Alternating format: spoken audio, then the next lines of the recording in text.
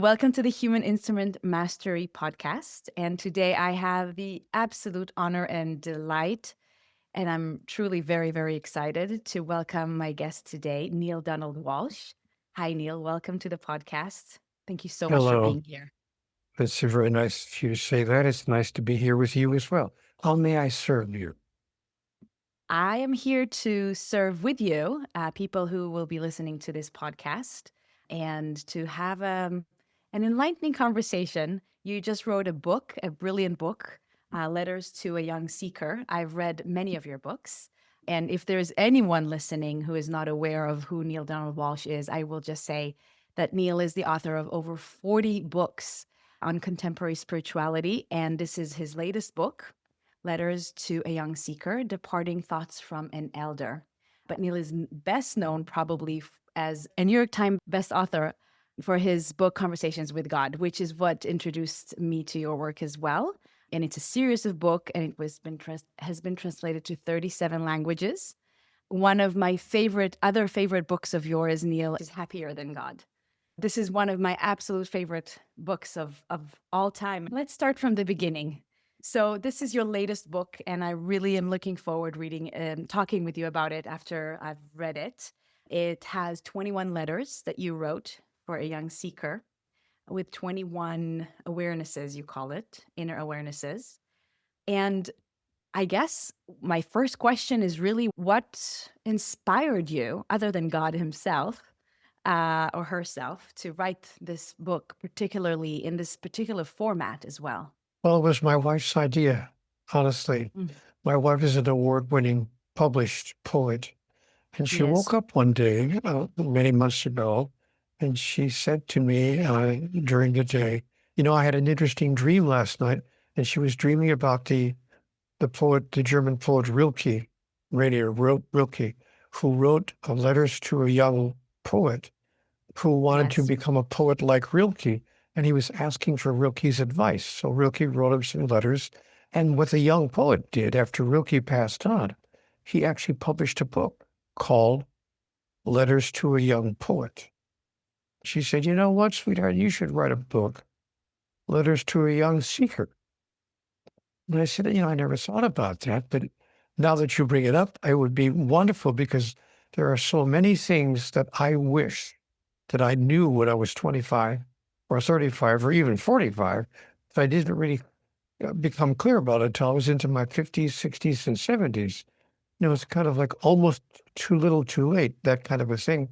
But I thought if someone had said to me when I was 25 years old, what I am now aware of in my life, it would have changed so much of the struggle that I was moving through in those years. And frankly, to be honest, it would also change the number of people I hurt Yeah. and, and to whom I was not particularly kind during those years. I would have changed my whole behavior pattern. So I sat down and I thought, what are the most important messages that I received in my conversations with God that so dramatically changed my life that truly I wish I had known when I was in my 20s or 30s or even my 40s. And so I wrote them down. And then I just wrote a series of very short, brief, punchy, to the point letters. I made sure that they, were not really long, long essays, but just very direct letters that would include, each letter would include one of those points. And I made the statement that, these messages are not things that you're learning or that I'm teaching you or that I'm sharing with you or that you're discovering for the first time. I believe we all carry this information internally, that we all have it inside of us, but we've simply forgotten. I don't call them, you know, messages or, lessons. They're simply, reawake. Awarenesses. Yes, they're reawakened awarenesses, inner awarenesses. And most of the young people who've read the book say, yeah, I know that. Yes, I know that. But thank you for the reminder, because the reminder helps them to connect again, to reconnect with their inner awareness of these things. So Yeah. that's what the book's about. I think it's very, very powerful. And most of the folks who have read it have agreed with me. Of course, I have to send them all checks. It's cost me a lot of money but I send people checks, and then So they let me say say, that again as well, so I can get a check too. This is an amazing, incredible book.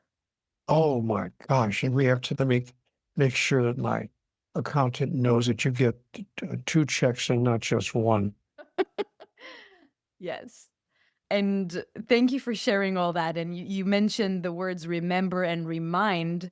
And I love playing with words. And when I read and when I think about what I read and when I think about how I want to talk about my remembrances, then I think about the language a lot. Many times I translate it to my mother tongue, Hebrew, where words have roots and that reveals a lot of meaning. But in English, the word remember is really to come back to membership, to come back to this innate knowing that you're talking about. It's exactly that. And to remind as well is to come back to the mind that already has that knowing is what you're Yes, talking about. yes. To me, the word remember means to become a member once again of the Yes. body of God, Yes, to exactly. remember, Yeah, to exactly. rejoin divinity, given the fact that we are each individuations of divinity, in my understanding. Yes. Yes. It's my understanding as well, but I first read and only read in your books this specific definition or the way this is expressed, individuation of God or individuation of divinity. And it's so useful to to say it like that, to understand it, to see it like that. So your book is called Letters to a Young Seeker. And so I would love to start actually with the very last inner awareness number 21, because that is where you give what you call, what you write is the most amazing life secret. And it's actually reminder for us not to be seekers, but rather the source. And I love that so much. Maybe you can talk a little bit more about this amazing secret and powerful inner awareness that you share in the very last letter? Yes, well, it's exactly what you just said. You gave away the punchline, so I don't have any punchline now. Well, you gave it. But yes, because letter number 21 says that the most powerful way to experience what you wish to experience in your life is not to be a seeker. Stop seeking it. Stop looking for it. Stop trying to get it. Actually, be the source of it in the life of another. Yes. To use an example, if you want more humor in your life, bring more humor into the life of another. If you want more companionship in your life, provide more companionship in the life of another. If you'd like more wisdom in your life, bring more wisdom to the life of another. And if you want, if you wish people would be more patient with you, be more patient with another. The reason that this is such a powerful tool, to my friend, is because it allows us to experience that we already have what we have been seeking. Not only do Yes. we have it, we have enough to actually share it. We have enough to Yes. actually give some of it away. And that turns the whole energetic around. It reverses the process by which we manifest in Yes. our reality. So I have discovered that by being the source rather than the seeker, we become very resourceful. Talk about playing with words. Yes. So powerful. You know, we hear a lot about being in the feeling of having it, being in the feeling of the wish fulfilled, but the way you put it here in this letter, to be the source for others, this little but so significant addition to the tool, not just to feel as if you have it, but through the sharing of it, you actually, it's so practical. It makes Yes. the it makes this so practical and beneficial for all. I agree with you. And there was a man 2,000 years ago who walked around the planet telling people exactly that. He Right. put it in his way. What he said was really very simple: do unto others as you would have it done unto you, Right. which was his way of saying exactly the same thing, Yeah. because he understood that what you do unto others is being done unto you, since there's only one of us in the room. Yes. We are all one, which is It's another one of the major messages in Letters to a Young Seeker. I yeah. wish someone had told me that when I was 21 years old. Why don't we teach this to young students in college, if maybe even in high school? You In know, primary school even in some what are we, ways. yeah, exactly. What are we waiting for? I Why agree. why aren't we sharing these major life messages with people while they're young? Why do we have to wait until we're in our 30s, 40s, or in my case, since I was such a stubborn person, I had to wait until I was in my 50s before I even began to see the largest truths about life. Because it's also once we are not so young and our thinking and our subconscious programming, or however we want to call that, our belief system is so fixed, it's actually, even if we understand this as true and we accept it as true intellectually, and we even understand the science, because our science has caught up with the spiritual truth and can actually show us that we are all one in quite simple ways, and yet it takes a lot of repetition or a very powerful emotional experience to really internalize this idea that we are all one, that there is no separation, that we are an individuation of divinity. Yes, my friend, I agree with you. It is in powerful emotional moments that we can experience that. In Yeah. in my in my moments of, frankly, we're both adults here, so we can talk like adults.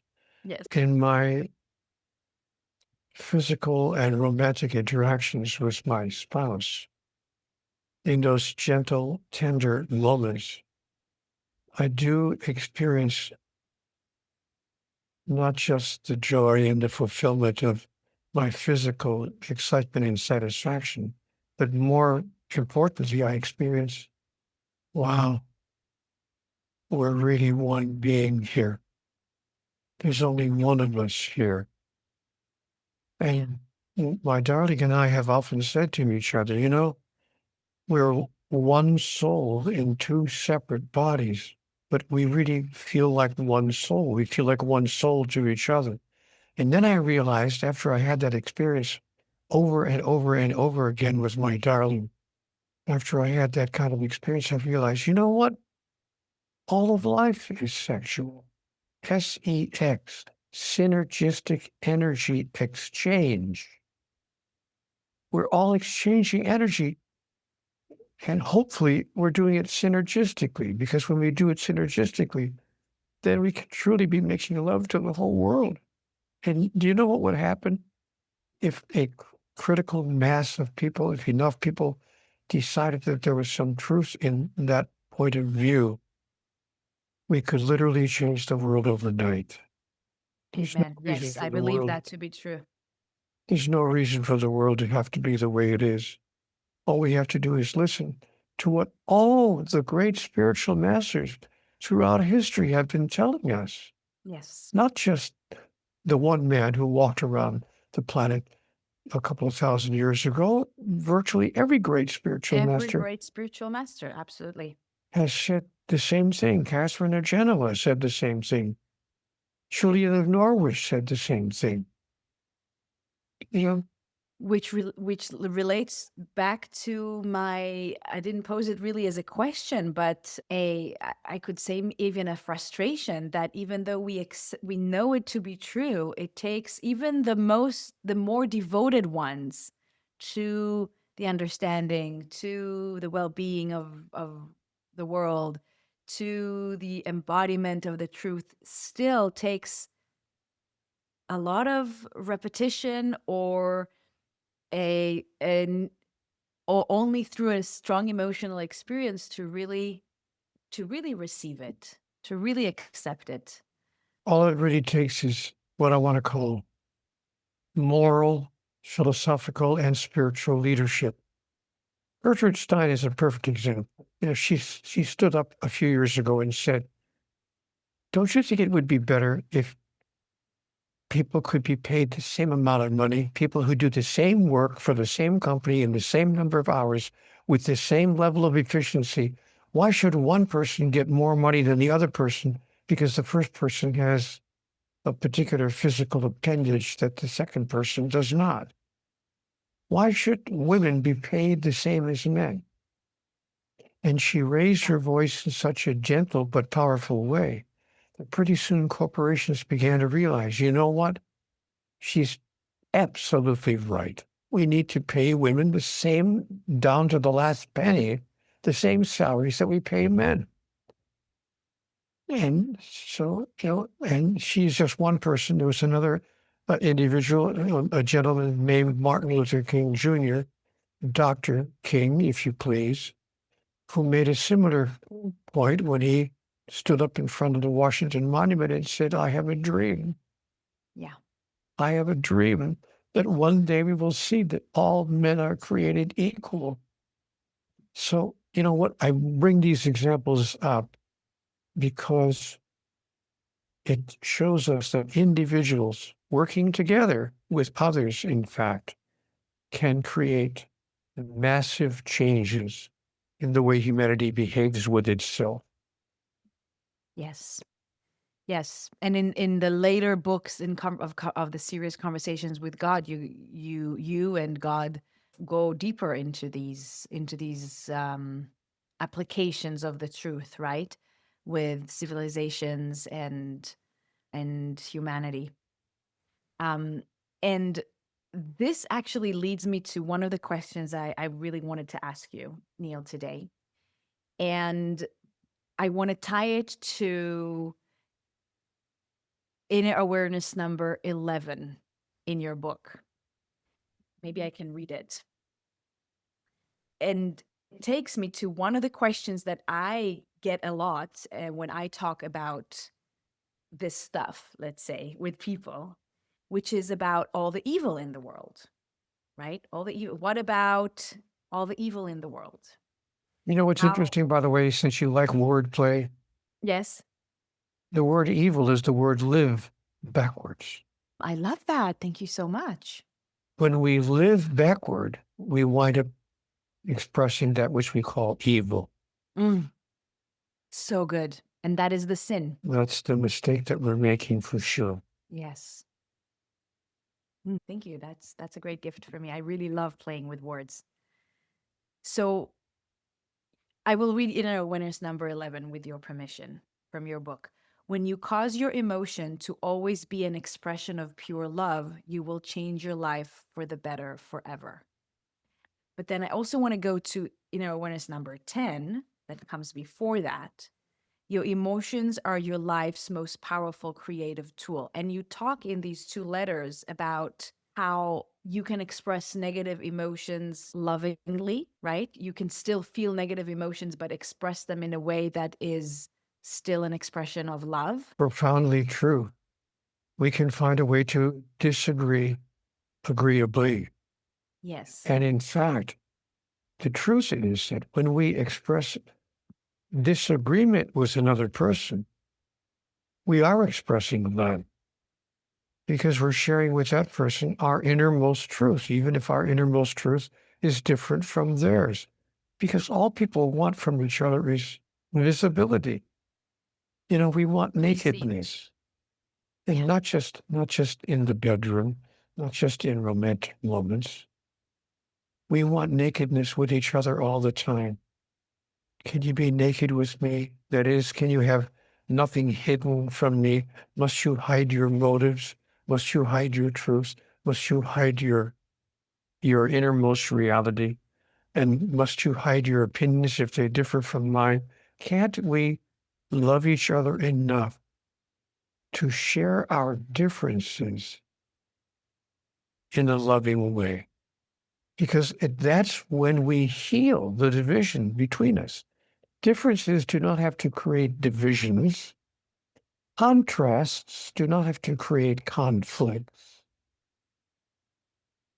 On the contrary, contrast is the fountain of more life. I certainly experience it that way.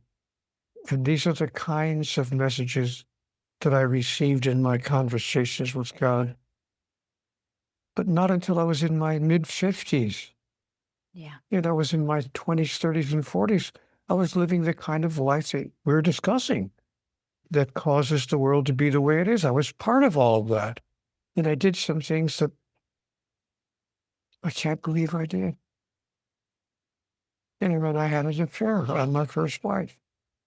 What was that about? What in the world was I thinking? I mean, come on, Neale, grow up. I hurt her deeply. Yes. And she was a wonderful woman, incredible lady.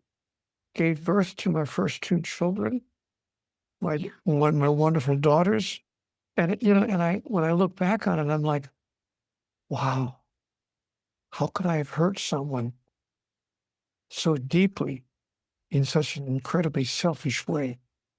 Something that would never even occur to me after my conversations with God, which said to me, Neale, pure love is who you are. And when you express, that is, push out pure love to everyone whose life you touch, your whole life will change, as will the life of those whose life you touch in positive and powerful ways. And so it's So this can bring up the question around forgiveness. And in conversations with God, you talk about that and how there is no need for forgiveness. no, God never forgives anyone for anything. And when I say that to people, especially, interestingly enough, I'm often invited to speak in houses of worship, churches, temples, synagogues invite me to speak sometimes. And when I do, the first thing I say is, I've come here today to tell you that God will never forgive you for anything. And people's eyes cross in the first row. What is this man telling us? Yes. And when I said, well, wait, before you rebel, give me a chance to explain. If you believe in God, and one presumes you do, you wouldn't be sitting here in this temple. You wouldn't be sitting here in this synagogue. So one presumes you believe that there is a higher power that we call God, Allah, Brahman, Yahweh, Jehovah, whatever word you want to use, whatever name you want to use. But if you believe there is a higher power, indeed, in fact, the highest power in the universe, if that's your thought, if that's your belief, then do you really think that anything you could think or say or do could anger God in such a way that he would have to send you to everlasting damnation? Like sending your 2-year-old grandchild to his room for 30 years for a 10-second misbehavior at the dinner table. I mean, talk about disproportionate punishment. And God doesn't punish us for anything.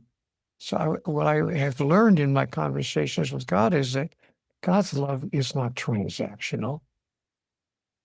God's love is not a transaction like between nations. You do what I want, and I'll give you what you want. You don't do what Or I between wanted. people. Yeah, yes, because that's how I was loving other people in my life until I finally had my conversation with God and understood what pure love is. Pure love, I was told, needs, expects, requires, and of course demands nothing in return. Read that Nothing. No thing in return. My friend, it took me 35 or 40 years to learn how to apply such a simple truth in my life. Yeah. Most of us can't even turn to the person on the pillow next to us and love them that way. Much less can we love, total strangers that way or other members of our own family. When I finally or got to the point, ourselves. indeed, precisely. Yeah. When I finally got to the point where I could at least turn to the person on the pillow next to me and say, darling, I love you no matter what. I don't love you because of what you could do for me. If that's why I love you because of how good you are to me, then I'm not loving you at all. I'm loving myself, using you as a tool. Mhm. But if I love you because of what I see across the room, whether I receive any of that goodness or not, then I can truly say my love for you is pure, Yeah. not dependent on what you give me. So my love has stopped being a transaction. When I met my current wife, we've been together now 18 years, which doesn't seem like a lot to some people, but for me, it's a record. Yes. Because, I had one relationship after another before. And if I could get through the first year or two, I would be lucky. But I Yes. finally learned, love isn't a transaction, and neither is God's love a transaction. So that's what's meant by the message you brought up. When you cause your emotion to always be an expression of pure love, you will change your life for the better forever. And how does that then, the idea of that God does not need to forgive because his love is unconditional Well, in because he conversation, because God understands, you see. God told me understanding replaces forgiveness in the mind right? of the master. God understands that we're acting, most of us, not everyone, to be fair, but the largest number of us, including myself, for the first 50 years of my life, most of us are acting like 2-year-olds. And God Right. understands you don't punish a 2-year-old. You don't turn to your 2-year-old grandchild at the dinner table and say, it's okay, Grandpa forgives you. No, because we understand. That Right. doesn't mean that we condone their behavior if they're misbehaving. It doesn't mean that we agree with it and that we want it to continue, but we find a soft and gentle and loving way to invite them to change their behavior without Right. punishment or recrimination. Compassion replaces fault finding in the Yes. mind of the true spiritual student. Yeah. And to oneself, because we do that to ourselves as well. We condemn ourselves, we beat ourselves up instead of treating our own self as that elder with their grandchild or son or daughter, right? And it takes me to one of my favorite poems from M. Claire, your darling, who wrote the beautiful poems in this book. And it's tied to letter number 17, be received. And she writes, I'll just read the central piece here. Be received. Be received by the broad earth of your worthiness. Cast off everything everyone has known for you. I love that so much. Be received by the broad earth of your worthiness. So beautiful. And it's what we're talking about. Yes, she's a marvelous poet, and her poetry has been a beautiful addition to this book. It's allowed us to combine messages which open the mind to magic which opens the heart. Yeah. And this poem goes with inner awareness number 17, where you share that there is no such thing as absolute right and wrong. There's only what works and what doesn't work, given what it is that you are trying to do. So in conversations with God, you go straight to the heart of this when you talk about evil that I mentioned before, and then you shared with me the beautiful awareness of the word evil and live. And you go straight to it, to one of the most the, difficult questions that I'm presented with often, that, as I mentioned before, what about the evil in the world? What about Hitler? What about, you know, whoever, these people who have made great, terrible things, or people who have done terrible things to just one person or a few that we've never heard of. It will be so wonderful if you could share your understanding of this. If you're asking me what I think should be or could best be our response to what we define as evil, if that's the question, I would refer all of us to a man named Albert Einstein, a wonderful, brilliant, actually incredibly brilliant scientist from the Yeah, 20th century who said something astonishingly clear. You do not solve any problem using the same energy that created it. You're right, not going to bring an end to anger with anger. You're not going to bring an end to cruelty with more cruelty. You're not going to bring an end to killing with more killing. And when I read that, I thought, well, there goes the argument for, among other things, capital punishment. Do you know, right, we have a we have an interesting thing that's occurring on this planet. It's called capital punishment. We actually kill people deliberately as a response to the fact that they have killed people deliberately. right. And we don't see the contradiction. We say that, no, Neale, you have to understand. God says an eye for an eye and a tooth for a tooth. Right. I'm sorry, my friends. I'm sorry, folks. But I don't think that God ever said anything even close to that. I think human beings decided that it must be that way because that's the human idea of justice for all. An eye for an eye and a tooth for a tooth. But someone who understood more than most of us do didn't say an eye for an eye and a tooth for a tooth. What he said was, when a man slaps you on the right cheek, turn and Yeah, offer him your left. When a man steals your coat, give him your shirt as well. When a man demands that you walk 1 mile with him, go with him twain. Love, love your enemies. Pray for those who persecute you, and do good to those who would do you evil. How long will it take us to pay attention to what he and every other master who has walked this planet has told us? Because they're all saying the same thing, each in their own remarkable way. absolutely. So we are invited in letters to a young seeker once again to walk in pure love. And yes, you're right, to have that pure love for ourselves as well, which means we don't allow someone else to abuse us.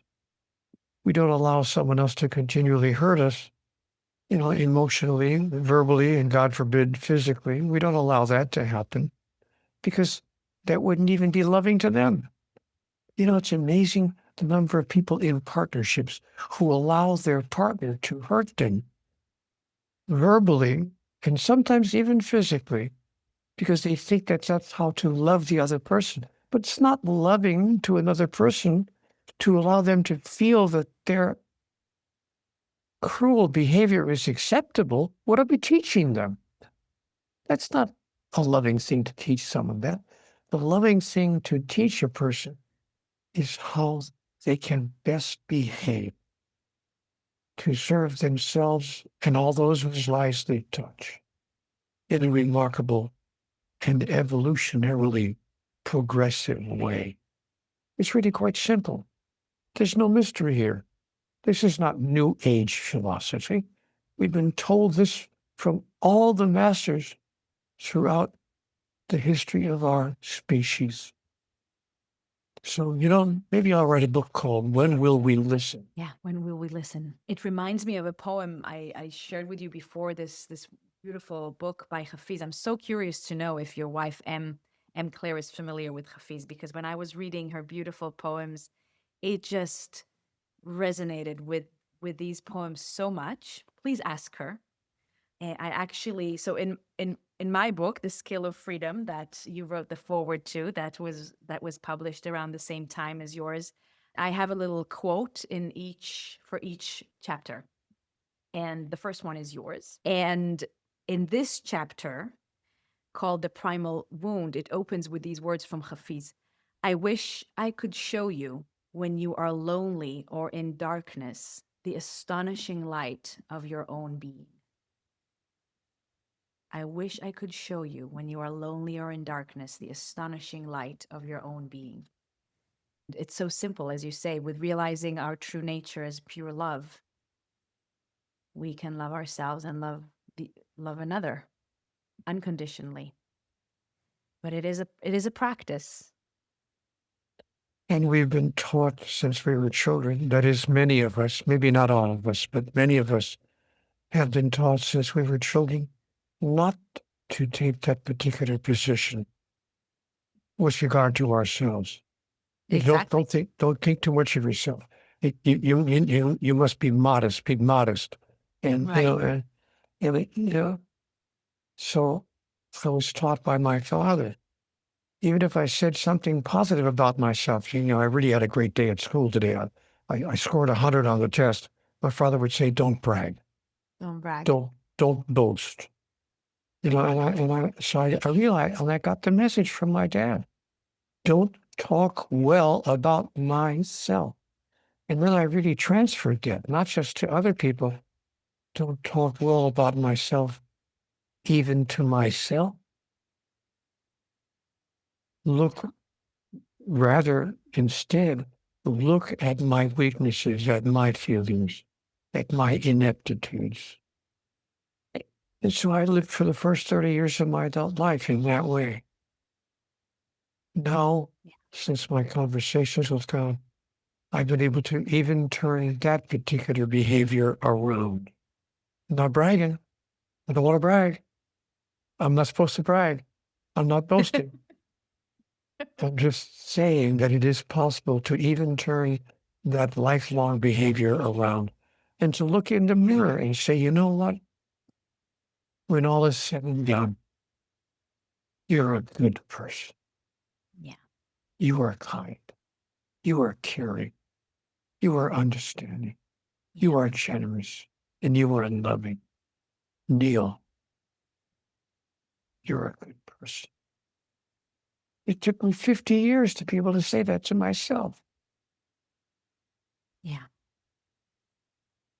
Yeah, we learn it from such a young age, from more or less the moment we come into this physical world. We first of all experience separation as a physical experience.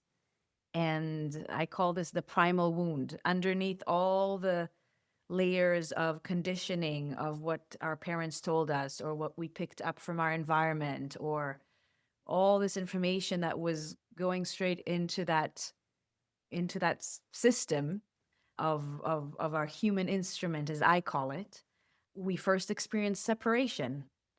And in the very beginning, we did not question our worthiness.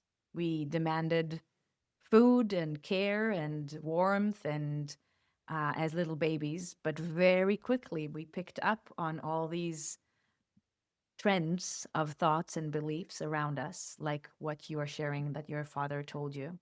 Even before he told you that, you picked it up probably as a current, as an unverbal agreement or expectation or concept. And then it takes us decades and decades to remember. Unless it doesn't, unless enough of us come along to share with those who follow on the path a Yes. new way Yeah. to move forward and a way to do it more rapidly. We don't have to take 50 years. Amen. That's a good purpose to have, to play a role in that transformation of our humanity. And it's going to take, frankly, more people like you, people who are willing to put yourself out there to share points of view that may not be agreeable to some people. They may be the exact opposite, as you just mentioned, of what we've all been taught. It takes what I call idea heroes. I'm very curious to ask you, Neale, what do you think led or created the conditions to come to the conversations with God, to open up to receive in this way at that point in your life? Well, in my case, it's not necessary in everyone's experience, but in my particular experience, it was simply utter frustration with life. I was simply just angry, angry and frustrated. Just tell me the rules, I said to God. Tell me the rules. I'll play this silly game called life. Just give me the rule book. How does it work? Why does my life have to be such a series of continuing, endless struggle and praying? God's announcement to me was take this down. Take down everything I'm telling you. I'm going to answer your question. And she did. And he gave me astonishing answers that changed my life. And I wrote them all down. Yeah, I wasn't trying to write a book. It never even occurred to me to write a book. Yeah. Never thought, to be honest, I never thought I would even let any other person see what I was writing down on my yellow legal pad because it was such a private, personal, sacred experience. But God said to me, Neale, you will make of this one day a book and it will be accessed by many people. And you know what I thought? Oh, I gotcha. Now we're going to find out. Now we're going to find out because nobody's going to publish a book because a guy claims to be talking to God. It's not going to happen.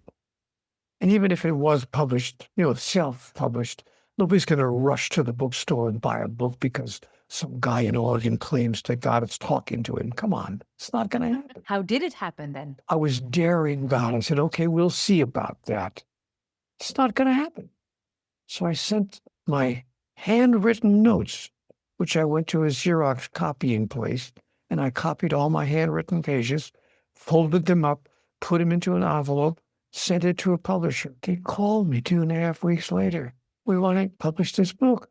I said, you're kidding me. They said, no, it's a wonderful work of fiction about a guy who has an ongoing argument with God. I said, no, whoa, wait a minute. You're not publishing it as a work of fiction. And the guy says to me, Mr. Walsh, are you trying to tell me you think this actually happened to you? We thought you were just writing a work of fiction or an incredible novel about a guy who argues with God.